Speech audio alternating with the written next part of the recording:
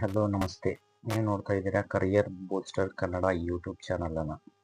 ಸ್ನೇಹಿತರೆ, ಸಮಾಜ ಕಲ್ಯಾಣ ಇಲಾಖೆಯಿಂದ ಇತ್ತೀಚೆಗೆ ಒಂದು ಕೋಚಿಂಗ್ ಸಂಬಂಧಿತ ಒಂದು ಅಧಿಸೂಚನೆ ಪ್ರಕಟವಾಗಿದೆ. ಸ್ನೇಹಿತರೆ, ಯಾರೆಲ್ಲ ಪೊಲೀಸ್ ಕಾನ್ಸ್ಟೇಬಲ್ ಆಗಬೇಕು ಅಂತಕ್ಕಂತಹ ಕನಸನ್ನು ಕಾಣ್ತಾ ಇರ್ತೀರಾ ಅಂಥವ್ರಿಗೆಲ್ಲ ಸಿಹಿ ಸುದ್ದಿ ಅಂತಲೇ ಹೇಳ್ಬೋದು. ಸಮಾಜ ಕಲ್ಯಾಣ ಇಲಾಖೆ ವತಿಯಿಂದ ಇಂದಿರಾ ಗಾಂಧಿ ವೃತ್ತಿ ಅಭಿವೃದ್ಧಿ ಕೇಂದ್ರದ ಒಂದು ನಿರ್ದೇಶಕರ ಕಚೇರಿಯಿಂದ ದಿನಾಂಕ 22/7/2025 ಒಂದು ಅಧಿಸೂಚನೆಯನ್ನು ಹೊರಡಿಸಲಾಗಿರುತ್ತೆ. ಸ್ನೇಹಿತರೆ, ಆ ಅಧಿಸೂಚನೆಯಲ್ಲಿ 2025-26ನೇ ಸಾಲಿನ ಇಂದಿರಾ ಗಾಂಧಿ ವೃತ್ತಿ ಅಭಿವೃದ್ಧಿ ಕೇಂದ್ರದ ಮೂಲಕ ಪರಿಶಿಷ್ಟ ಜಾತಿ ಅಭ್ಯರ್ಥಿಗಳಿಗಾಗಿ ಪೂರ್ವ ನೇಮಕಾತಿ ಪೊಲೀಸ್ ಕಾನ್ಸ್ಟೇಬಲ್ ಪರೀಕ್ಷಾ ಪೂರ್ವ ತರಬೇತಿ ನೀಡುವ ಸಂಬಂಧ ಕರ್ನಾಟಕ ರಾಜ್ಯದ 4 ಕಂದಾಯ ವಿಭಾಗಗಳಲ್ಲಿ ಪ್ರತ್ಯೇಕವಾಗಿ 60 ದಿನಗಳ ವಸತಿಯುತ, ಇದೊಂದು ಬಿಗ್ ಅಪಾರ್ಚುನಿಟಿ ಅಂತಲೇ ಹೇಳ್ಬೋದು ಸ್ನೇಹಿತರೆ. 60 ದಿನಗಳ ಅಂದರೆ 2 ತಿಂಗಳ ಒಂದು ಅವಧಿಯ ಈ ತರಬೇತಿಯನ್ನು 4 ಕಂದಾಯ ವಿಭಾಗಗಳಲ್ಲಿ ಪ್ರತ್ಯೇಕವಾಗಿ ವಸತಿಯುತ ಅಂದರೆ ಇದರಲ್ಲಿ ಹಾಸ್ಟೆಲ್ ಫೆಸಿಲಿಟಿ ಕೂಡ ತಮಗೆ ಇರುತ್ತೆ ಸ್ನೇಹಿತರೆ.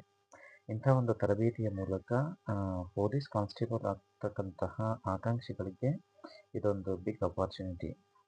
ಇಲ್ಲಿ ತಾವು ನೋಡ್ಬೋದು, ಮೇಲ್ಕಂಡ ವಿಷಯಕ್ಕೆ ಸಂಬಂಧಿಸಿದಂತೆ 2025-26ನೇ ಸಾಲಿನ ಇಂದಿರಾ ಗಾಂಧಿ ಅಭಿವೃದ್ಧಿ ಕೇಂದ್ರದ ಮೂಲಕ ಪರಿಶಿಷ್ಟ ಜಾತಿ ಅಭ್ಯರ್ಥಿಗಳಿಗೆ ಪೂರ್ವ ನೇಮಕಾತಿ ಪೊಲೀಸ್ ಕಾನ್ಸ್ಟೇಬಲ್ ಪರೀಕ್ಷಾ ಪೂರ್ವ ತರಬೇತಿ ನೀಡುವ ಸಂಬಂಧ ಅರ್ಹ ಅಭ್ಯರ್ಥಿಗಳಿಂದ ಅರ್ಜಿಯನ್ನು ಆಹ್ವಾನಿಸಲು ಉದ್ದೇಶಿಸಲಾಗಿರುತ್ತೆ ಸ್ನೇಹಿತರೆ. ಅದರಂತೆ ತರಬೇತಿ ಅವಧಿ, ತರಬೇತಿ ವಿವರ, ಅರ್ಜಿ ಸಲ್ಲಿಸಬೇಕಾದ ವೆಬ್ಸೈಟ್ ವಿಳಾಸ ಮತ್ತು ಅರ್ಜಿ ಸಲ್ಲಿಸಲು ಕೊನೆಯ ದಿನಾಂಕದ ವಿವರಗಳು ಈ ಕೆಳಕಂಡಂತೆ ಇರುತ್ತದೆ. ತಾವಿಲ್ಲಿ ನೋಡಬಹುದು, ತರಬೇತಿಯ ವಿವರ ಬಂದ್ಬಿಟ್ಟು ಪರಿಶಿಷ್ಟ ಜಾತಿ ಅಭ್ಯರ್ಥಿಗಳಿಗೆ 4 ಕಂದಾಯ ವಿಭಾಗಗಳಲ್ಲಿ ಪ್ರತ್ಯೇಕವಾಗಿ 60 ದಿನಗಳ ವಸತಿಯುತ ಹಾಸ್ಟೆಲ್ ಪೂರ್ವ ನೇಮಕಾತಿ ಪೊಲೀಸ್ ಕಾನ್ಸ್ಟೇಬಲ್ ಪರೀಕ್ಷಾ ಪೂರ್ವ ತರಬೇತಿಯನ್ನು ಹಮ್ಮಿಕೊಳ್ಳಲಾಗಿರುತ್ತೆ ಸ್ನೇಹಿತರೆ. ಈ ಕೆಳಗಿನ ತರಬೇತಿಗಳನ್ನು ಈ ತರಬೇತಿ ಒಳಗೊಂಡಿರುತ್ತೆ. ಆ ತರಬೇತಿಯ ವಿಧಗಳು ಯಾವುವು ಅಂತ ಹೇಳಿದರೆ, ಒಂದನೇದಾಗಿ ದೈಹಿಕ ಚಟುವಟಿಕೆಗಳು ಅಂದರೆ ಫಿಸಿಕಲ್ ಫಿಟ್ನೆಸ್ ರಿಲೇಟೆಡ್ ಆಗಿರ್ತಕ್ಕಂಥ ಓಟ, ಎತ್ತರ ಜಿಗಿತ ಮತ್ತು ಶಾರ್ಟ್ ಪುಟ್ ಸಂಬಂಧಿತ ತರಬೇತಿ, ಹಾಗೆಯೇ ಡ್ರಿಲ್ ಮತ್ತು ತರಗತಿಯ ತರಬೇತಿ, ಹಾಗೆಯೇ ದಿನಕ್ಕೆ 3 ಬಾರಿ ಊಟದ ವ್ಯವಸ್ಥೆಯನ್ನು ಕಲ್ಪಿಸಲಾಗಿರುತ್ತದೆ. ಇದೊಂದು ತುಂಬಾ ಸಿಹಿ ಸುದ್ದಿ ಅಂತಲೇ ಹೇಳ್ಬೋದು ಸ್ನೇಹಿತರೆ ತಮಗೆಲ್ಲ. ಹಾಗೆಯೇ ವಯಸ್ಸು ಬಂದ್ಬಿಟ್ಟು ಕನಿಷ್ಠ 18 ವರ್ಷ, ಗರಿಷ್ಠ 26 ವರ್ಷ ವಯೋಮಾನದ ಅಭ್ಯರ್ಥಿಗಳು ಇದನ್ನು ಅರ್ಜಿಯನ್ನು ಸಲ್ಲಿಸಬಹುದು. ಹಾಗಿದ್ದರೆ ಇದಕ್ಕೆಲ್ಲ ವಿದ್ಯಾರ್ಥಿ ಏನು ಅಂತ ತಿಳ್ಕೋಬೇಕಾಗಿದ್ದರೆ, ಅರ್ಜಿ ಸಲ್ಲಿಸಲು ನಿಗದಿಪಡಿಸಿದ ಕೊನೆಯ ದಿನಾಂಕದ ಒಳಗೆ ಮಾನ್ಯತೆ ಪಡೆದ ಅಂಗೀಕೃತ ಪದವಿ ಪೂರ್ವ ಕಾಲೇಜಿನಲ್ಲಿ ದ್ವಿತೀಯ PUC ಉತ್ತೀರ್ಣರಾಗಿರಬೇಕು ಸ್ನೇಹಿತರೆ. ತಾವು ಯಾರೆಲ್ಲ PUC ಉತ್ತೀರ್ಣರಾಗಿರ್ತೀರಿ ತಾವು ಎಲ್ಲರೂ ಕೂಡ ಪರಿಶಿಷ್ಟ ಜಾತಿಗೆ ಸಂಬಂಧಪಟ್ಟಂತಹ ಅಭ್ಯರ್ಥಿಗಳು ಅರ್ಜಿಯನ್ನು ಸಲ್ಲಿಸಬಹುದು ಸ್ನೇಹಿತರೆ. ಹಾಗೆಯೇ ಅಭ್ಯರ್ಥಿಯ ಸಾಮಾನ್ಯ ಅರ್ಹತೆ ಅಂತಕ್ಕಂಥದ್ದು ಒಂದು ಇರುತ್ತೆ. ಅದರಲ್ಲಿ ಕರ್ನಾಟಕ ರಾಜ್ಯದ ನಿವಾಸಿಯಾಗಿರಬೇಕು, ಹಾಗೆಯೇ ಪರಿಶಿಷ್ಟ ಜಾತಿಗೆ ಸೇರಿದವರಾಗಿರಬೇಕು. ಇಲ್ಲಿ ಅರ್ಜಿ ಕರೆದಿರ್ತಕ್ಕಂಥದ್ದು ಕೇವಲ ಪರಿಶಿಷ್ಟ ಜಾತಿಗೆ ಸೇರಿರ್ತಕ್ಕಂಥ ಅಭ್ಯರ್ಥಿಗಳಿಗೆ ಮಾತ್ರ. ಅರ್ಜಿ ಸಲ್ಲಿಸುವ ಕೊನೆಯ ದಿನಾಂಕದ ಒಳಗಾಗಿ ನಿಗದಿತ ನಮೂನೆಯಲ್ಲಿ ಜಾತಿ ಮತ್ತು ಆದಾಯ ಪ್ರಮಾಣ ಪತ್ರ ಅಂದರೆ ಇನ್ಕಮ್ ಮತ್ತು ಕ್ಯಾಸ್ಟ್ ಸರ್ಟಿಫಿಕೇಟನ್ನು ತಾವು ರೆಡಿ ಮಾಡ್ಕೊಂಡಿರಬೇಕು ಸ್ನೇಹಿತರೆ.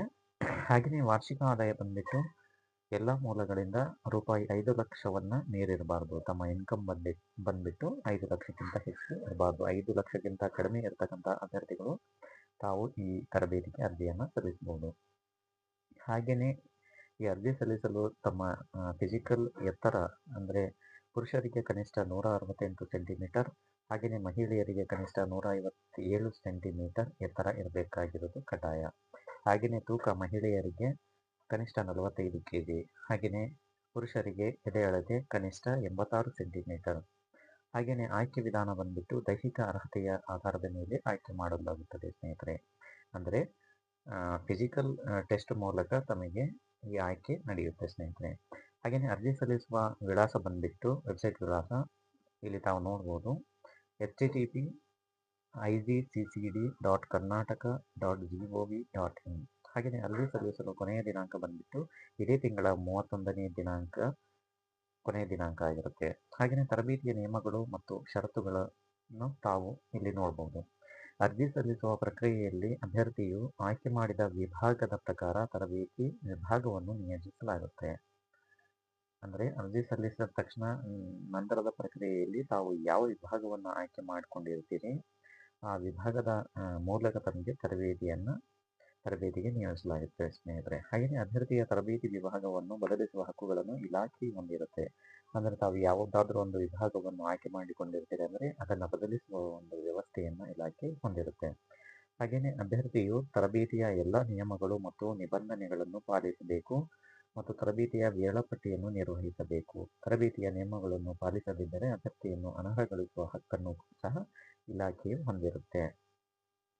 ಹಾಗೆಯೇ ಮುಂದಿನ ಅಂಶ, ತರಬೇತಿ ಸಂಸ್ಥೆ ಅಧ್ಯಾಪಕ ಸದಸ್ಯರು ಅಥವಾ ಬೋಧಕರ ಕಡೆಗೆ ಅವಿಧೇಯತೆ ಅಥವಾ ದುರ್ನಡತೆ ಪ್ರದರ್ಶಿಸುವ ಯಾವುದೇ ಅಭ್ಯರ್ಥಿಯನ್ನು ತಕ್ಷಣವೇ ಅನರ್ಹಗೊಳಿಸಲಾಗುತ್ತದೆ. ಹಾಗೆಯೇ ಅಭ್ಯರ್ಥಿಯು 60 ದಿನಗಳ ಪೂರ್ಣ ತರಬೇತಿಯನ್ನು ಪೂರ್ಣಗೊಳಿಸಬೇಕು ಹಾಗೂ ತರಬೇತಿ ಆವರಣದಿಂದ ಹೊರಗೆ ಹೋಗಲು ಅವಕಾಶವಿರುವುದಿಲ್ಲ. 2 ತಿಂಗಳವರೆಗೆ ತಾವು ತರಬೇತಿಗೆಯನ್ನು ನಿಯೋಜಿಸಲಾಗಿರುತ್ತೆ. ಅದರಿಂದ ತಮಗೆ ಹೊರಗೆ ಹೋಗೋಕ್ಕೆ ಕೊಡಲ್ಲ ಅಂತಕ್ಕಂತಹ ಒಂದು ಅಂಶವನ್ನು ಸಹ ಇಲ್ಲಿ ಸೂಚಿಸಲಾಗಿರುತ್ತೆ ಸ್ನೇಹಿತರೆ. ಹಾಗೆಯೇ ತರಬೇತಿ ಅವಧಿಯಲ್ಲಿ ಯಾವುದೇ ಗಾಯಗಳು ಅಥವಾ ಅಹಿತಕರ ಘಟನೆಗಳು ಸಂಭವಿಸಿದ್ದಲ್ಲಿ ತರಬೇತಿ ಸಂಸ್ಥೆ ಅಥವಾ ಇಲಾಖೆಯು ಜವಾಬ್ದಾರಿಯಾಗಿರುವುದಿಲ್ಲ. ಹಾಗೆಯೇ ಇಲಾಖೆಯ ಮಾರ್ಗಸೂಚಿಗಳ ಪ್ರಕಾರ ತರಬೇತಿ ಸಂಸ್ಥೆಯು ಪುಸ್ತಕಗಳನ್ನು ಸಹ ನೀಡಲಾಗುತ್ತೆ. ನೋಡಿ ಸ್ನೇಹಿತರೆ, ಎಂಥ ಒಂದು ಅಪರ್ಚುನಿಟಿ ಅಂತಲೇ ಹೇಳ್ಬೋದು. ಇಲಾಖಾ ವೆಬ್ಸೈಟ್ಗಳಲ್ಲಿ ಕಾಲಕಾಲಕ್ಕೆ ನೀಡಲಾಗಿರುವ ಮಾಹಿತಿಯನ್ನು ಅಧಿಕೃತ ಹಾಗೂ ಅಂತಿಮವಾಗಿರುತ್ತೆ. ಇಲಾಖೆಯಿಂದ ಯಾವುದೇ ಪತ್ರ ವ್ಯವಹಾರವನ್ನು ನಡೆಸಲಾಗುವುದಿಲ್ಲವಾದ್ದರಿಂದ ಇಲಾಖಾ ವೆಬ್ಸೈಟನ್ನು ಕಾಲಕಾಲಕ್ಕೆ ವೀಕ್ಷಿಸತಕ್ಕದ್ದು. ತಾವು ಅರ್ಜಿ ಸಲ್ಲಿಸಿ ಸುಮ್ಮನೆ ಕುಂತ್ರೆ ಆಗೋದಿಲ್ಲ. ಹಾಗೆಯೇ ತಾವು ಕಾಲಕಾಲಕ್ಕೆ ವೆಬ್ಸೈಟ್ನನ್ನು ಭೇಟಿ ನೀಡಬೇಕಾಗಿರುತ್ತೆ ಸ್ನೇಹಿತರೆ. ಅಭ್ಯರ್ಥಿಯ ಮಾಹಿತಿ ಕಾರಣದಿಂದಾಗಿ ಉಂಟಾಗಬಹುದಾದ ಲೋಪಗಳಿಗೆ ಸಂಬಂಧಪಟ್ಟ ಅಭ್ಯರ್ಥಿಯೇ ಕಾರಣರಾಗಿರುತ್ತಾರೆ. ಹೀಗಂತ ಹೇಳಿ ಈ ಅಧಿಸೂಚನೆ ಇತ್ತೀಚೆಗೆ ಈ ಕ್ಷಣವೇ ಪ್ರಕಟವಾಗಿರುತ್ತೆ ಸ್ನೇಹಿತರೆ. ಯಾರೆಲ್ಲ ತಾವು ಪೊಲೀಸ್ ಕಾನ್ಸ್ಟೇಬಲ್ ಆಗಬೇಕಂತಕ್ಕಂತಹ ಕನಸನ್ನು ತಾವು ಹೊಂದಿರ್ತೀರಿ ತಾವೆಲ್ಲರೂ ಕೂಡ ಅರ್ಜಿ ಸಲ್ಲಿಸಿ ಈ ಹುದ್ದೆಗೆ ತಯಾರಿಯನ್ನು ನಡೆಸಿ ಅಂತ ಹೇಳಿ ಹೇಳ್ತಾ ಇದ್ದೀನಿ. ಯಾರಿಗೆಲ್ಲ ಈ ವಿಡಿಯೋ ಇಷ್ಟ ಆಗಿದೆ ತಾವು ಲೈಕ್ ಮಾಡಿ, ಕಮೆಂಟ್ ಮಾಡಿ ಮತ್ತು ಶೇರ್ ಮಾಡಿ. ಹಾಗೆಯೇ ತಮ್ಮೆಲ್ಲರ ಸ್ನೇಹಿತರಿಗೂ ಕೂಡ ಈ ವಿಡಿಯೋವನ್ನು ಶೇರ್ ಮಾಡಿ. ಸಬ್ಸ್ಕ್ರೈಬರ್ ಆಗೋದನ್ನು ಮರಿಬೇಡಿ. ಧನ್ಯವಾದಗಳು ಸ್ನೇಹಿತರೆ.